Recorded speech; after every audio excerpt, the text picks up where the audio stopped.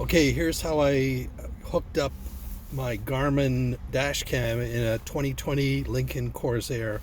This is the charger for the Garmin dash cam plugged in through the console port. Then just take the power cord, run it underneath the glove compartment. There's some brackets underneath there where you can use some cable ties to tie it up.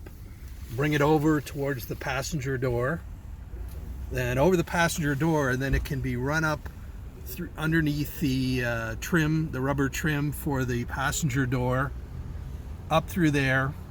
Then where you see the seam between the sand colored and the tan, the sand and the olive brown, you can run it through there, or actually past there, up the side of the pillar. So up the pillar until we get to this seam here. You then route it around that seam at the top of the windshield on the passenger side. Then it's not focusing very well, but on the seam between the windshield and the headliner, run it under there, and eventually you reach the dash cam, which you can see here. You pull it out, and then you're able to plug it in.